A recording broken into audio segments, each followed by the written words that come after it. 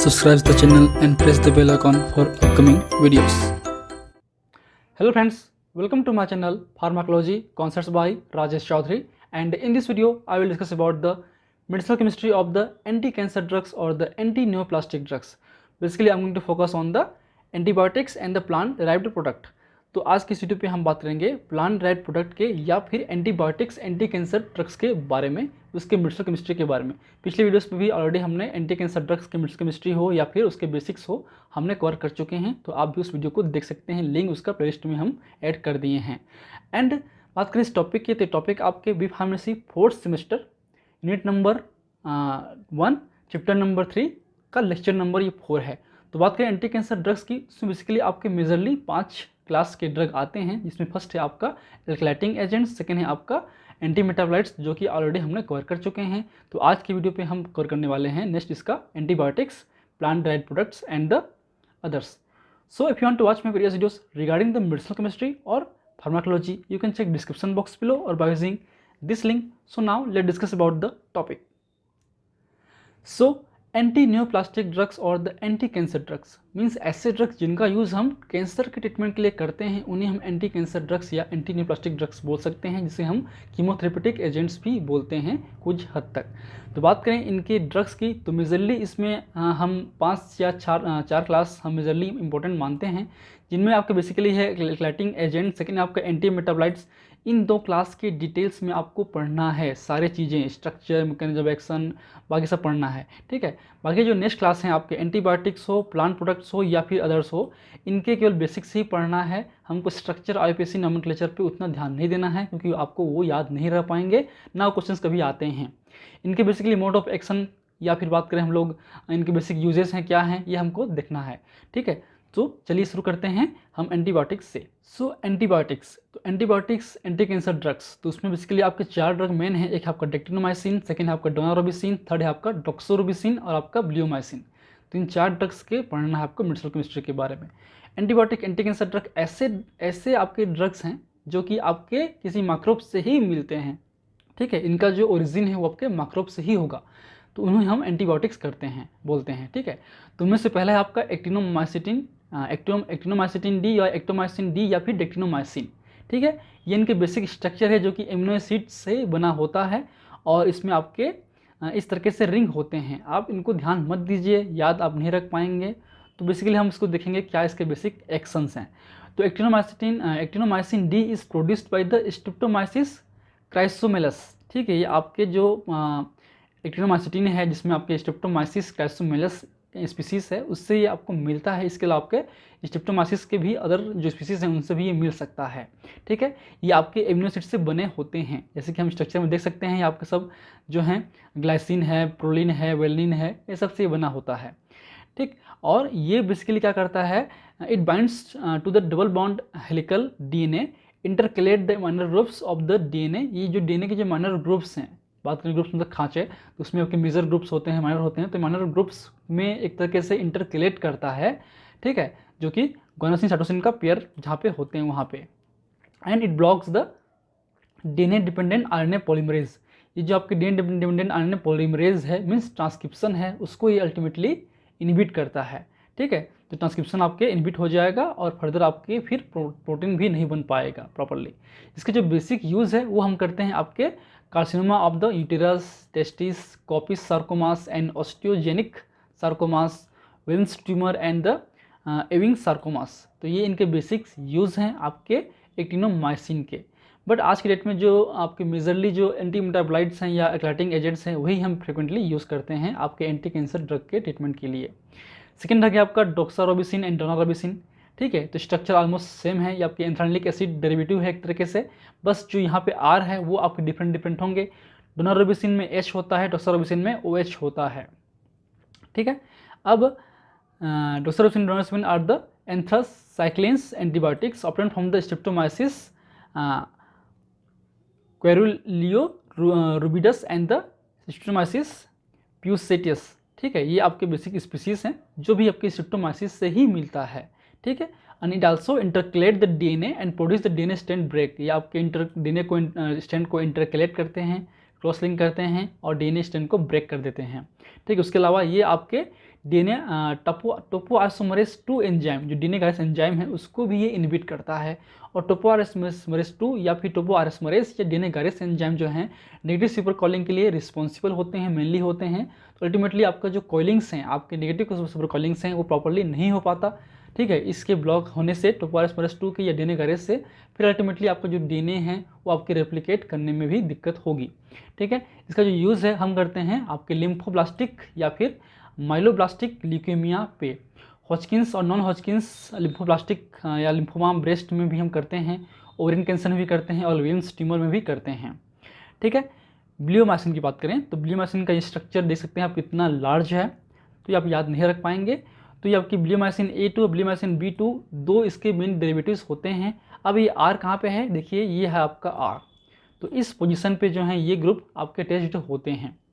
एक तरीके से ग्लाइकोपेप्टाइड एंटीबायोटिक्स है, glycopeptides antibiotic anti cancer drugs है, जो कि कमर्शियली इसको हम स्ट्रेप्टोमाइसिस वर्टिसिलस से हम उसको मिलता है। एंड ये आपके मिक्सचर्स होते हैं ब्लियोमाइसिन A2 का जो कि मेन कंपोनेंट्स हैं और B2 का, ठीक है। And it is inactivated by the bleomycin hydrolase, ये आपकी ब्लियोमाइसिन हाइड्रोलेज नामक एंजाइम से जो हमारी बॉडी में होते हैं उनके थ्रू ये इनएक्टिवेट होते हैं।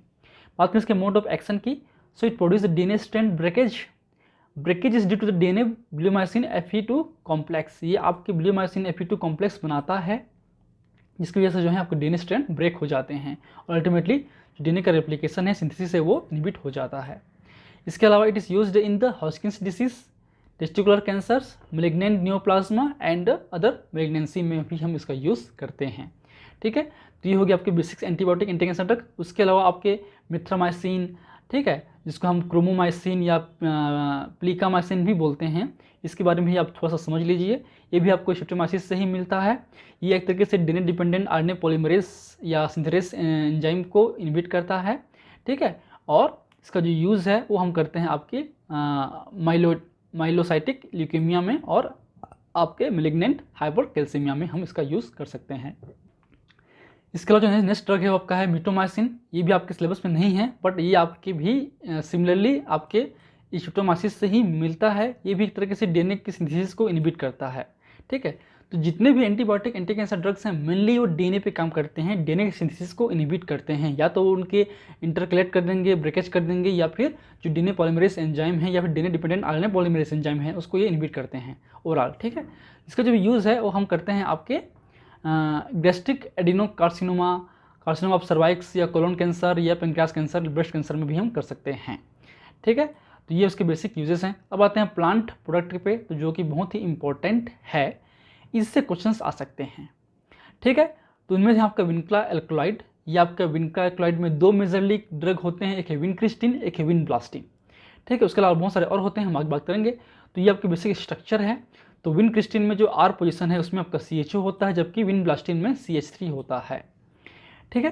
तो एक तरीके से ये आपके इंडोल डेरिवेटिव भी हम इसको बोल सकते हैं, इंडोल एल्कलॉइड में यह आ सकते हैं, ठीक है। तो vinca alkaloid are that on the vinca rosea, this are the vincristine and vinblastine, ठीक है। And vinca alkaloid are the spindle poisons, जो आपकी स्पिंडल्स फाइबर्स होते हैं, स्पिंडल्स होते हैं। जब भी आपके जो सेल की बात करें, जब सेल डिवीजन होता है तो क्रोमोसोम अलग होते हैं, सेपरेट होते हैं, तो स्पिंडल कहीं ना कहीं उन क्रोमोसोम्स को अलग करता है। तो स्पिंडल पॉइजन का मतलब होता है स्पिंडल की फंक्शंस को इनहिबिट करना। So they bind with the microtubules protein which present in the spindles, ठीक है, जो कि ट्यूब्यूल प्रोटीन होता है, and cause the depolymerization of the microtubules. तो माइक्रोट्यूब्यूल्स का ये डीपोलिमराइज कर देता है, जिससे ये प्रॉपर्ली फंक्शन में नहीं रहता, and which are essential for the formation of mitotic spindles, जो कि आपकी स्पिंडल फाइबर बनाने के लिए बहुत ही ज़रूरी होता है, ताकि आपके क्रोमोसोम सेपरेट हो सकें और नया सेल्स बन सके, ठीक है। तो mitotic spindles are the essential for the cell division in the DNA divided into the genetically identical daughter cells. तो जैसे हमने कहा कि ये बहुत ही ज़रूरी है ताकि डीएनए जो है रेप्लिकेट होकर दो अलग अलग सेल्स बनाएं, सिमिलर आइडेंटिकल सेल्स बनाएं। तो इसमें दो ड्रग हैं आपके विनक्रिस्टिन और विनब्लास्टिन। इनके देखते हैं यूज़ क्या है। विनक्रिस्टिन का जो यूज़ है हम करते हैं आपके एक्यूट लिम्फोब्लास्टिक ल्यूकेमिया में, बच्चों पे, चिल्ड्रंस पे। इसके अलावा हॉजकिंस नॉन हॉजकिंस लिम्फोमास पे, इविंग सॉफ्ट टिश्यू सार्कोमास पे और विंग्स ट्यूमर पे। जो विनब्लास्टिन है उसका भी यूज़ हम करते हैं आपके ब्लियोमाइसिन के साथ में या सिस्प्लाटिन के साथ में आपके मिजेंट्रिक टेस्टिकुलर कार्सिनोमा पे, या फिर आपके सिस्टमिक हॉजकिंस और नॉन हॉजकिंस लिम्फोमास पे। इसके अलावा दो आपके एल्कलॉइड और हैं, आपके विंडेसिन और विनोरेल्विन। तो ये दो भी एक तरह के सिमिलर सिंथेटिक इनका एल्कलॉइड है जो कि सिमिलर प्रॉपर्टीज होते हैं विनक्रिस्टिन विनब्लास्टिन की तरह। इनका भी मेनली यूज़ हम करते हैं ब्रेस्ट कैंसर पे, याद रखिए, ठीक है। फिर नेक्स्ट ड्रग है आपका इटिपोसाइड। इटिपोसाइड भी प्लांट डाइट प्रोडक्ट है। तो इटिपोसाइड भी एक तरह से सिमिलर सिंथेटिक डेरिवेटिव है आपका पोडोफाइलोटॉक्सिन का। तो पोडोफाइलोटॉक्सिन बेसिकली प्लांट से मिलता है और ये इसका सिंथेटिक डेरिवेटिव है। ये बेसिकली आपके स्ट्रक्चर हैं।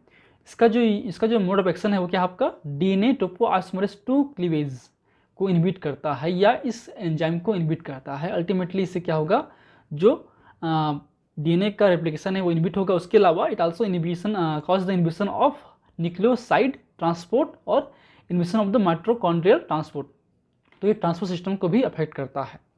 बात करें इसके यूज़ की, इसका हम यूज़ करते हैं refractive testicular tumours, Kaposi sarcomas, non Hodgkin's lymphoma, small cell lung cancer और विल्स ट्यूमर और हेपेटोसेलुलर कार्सिनोमा। तो लीवर कैंसर हो, विल्स ट्यूमर हो, आपके लंग्स कैंसर हो में हम इसका यूज़ कर सकते हैं।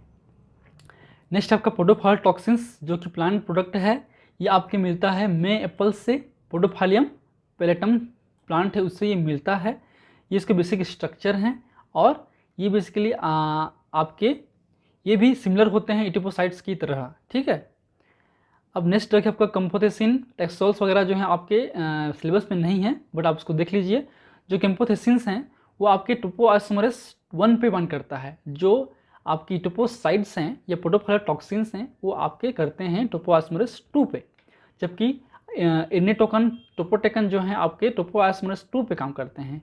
उसके बाद टेक्सोल्स जो हैं पेल टेक्सल्स, डोसीटेक्सल्स वगैरह भी आते हैं जो कि यूट्री पेसिफिक यूट्री से मिलता है बार्क से। और एक तरीके से एंटीमाइटोटिक एजेंट्स हैं, मतलब स्पिंडल पॉइजन्स हैं। ये आपके मगर टेबल्स पे काम करते हैं एंड स्टेबलाइज द पॉलीमराइज्ड स्टेट।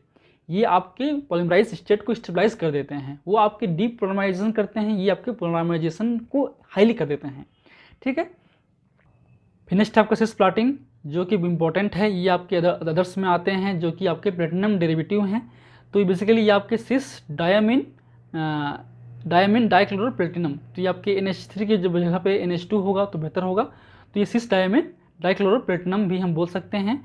और ये बेसिकली जब सेल्स में इंटर होते हैं, when it enters the cells, chloride ions dissociate leaving the reactive diplatinum complex with the react with the water and there interact with the DNA and cause the denaturation of the DNA chain. तो भी DNA पे काम करते हैं। ये chlorine निकलते ही जो platinum complex है वो बनेगा और ये एक तरीके से इंटरकलेट करेंगे और डीनेचर्ड कर देंगे आपकी DNA चेन्स को। एंड बात करें इसकी, तो ये आपके ओरली एब्जॉर्ब नहीं होता है, इसलिए इसको हम लोग इंट्रावेनस ही इंसर्ट करते हैं। का जो यूज़ है हम करते हैं आपके मेटास्टेटिक टेस्टिकुलर या ओवेरियन कैंसर्स पे या ब्लैडर कैंसर्स पे, ठीक है। फिर नेक्स्ट ड्रग आपका मिटोटेन। ये भी एक इंपॉर्टेंट ड्रग है। ये इसका बेसिक स्ट्रक्चर है 1-chloro-2 डाइक्लोरो 1,4-क्लोरोफेनाइल इथाइल बेंजीन, ठीक है। तो हम इसको बेंजीन डेरिवेटिव मान लेते हैं। तो इसके 1 पोजीशन पे क्लोरो है, ये बेंजीन है, इसके 1 पोजीशन पे क्लोरो है, इसके 2 पोजीशन पे ये आपका क्या है, इथाइल है। इस इथाइल के जो हैं, इस इथाइल के 2 पोजीशन पे 2 डाइक्लोरो और 1 पे है 4-क्लोरोफिनाइल, फिर ये इथाइल और ये बेंजीन। तो इसका बेसिक नॉमेनक्लेचर है। इसका जो मोड ऑफ एक्शन है क्या करता है, it modulate the peripheral metabolism of the steroids as well as the directly suppress the adrenal cortex. तो एड्रिनल कॉर्टेक्स के ग्रोथ को इनहिबिट करता है और एक तरीके से DDT का ही डेरिवेटिव है जो कि एंटी एड्रिनल कॉर्टेक्स प्रॉपर्टी रखता है। इसलिए इसको हम यूज़ जो हैं एड्रिनोकॉर्टिकल कार्सिनोमा में हम यूज़ करते हैं, जो कि कुशिंग सिंड्रोम्स में ये होते हैं। So these are the basics medicinal chemistry of the anti cancer drugs. तो आज ये लेक्चर खत्म हो गया है, आपका यूनिट नंबर 1 कंप्लीट हो चुका है। इसके जो नोट्स हैं हम अपलोड कर देंगे। इस वीडियो को जब आप देख रहे हैं तब आप डिस्क्रिप्शन बॉक्स पे जो ड्राइव लिंक है उसको क्लिक करेंगे, उसके अंदर में जो 5th सेमेस्टर का फोल्डर है वो आपको मिलेगा, जिसमें मेडिकेम 2 लिखा हुआ है। उस फोल्डर में आपके जो भी चैप्टर्स 1 हैं 2 हैं जो कि ऑलरेडी ऐड हो चुके हैं, 3 भी हम ऐड कर देंगे आज इस लेक्चर के बाद, जो कि क्योंकि कंप्लीट ये हो चुका है आपका notes. So if you like my videos, please press the like button, share with your friend, and any feedback please comment in the comment section. That motivates me for the upcoming videos. In last, thank you, keep watching.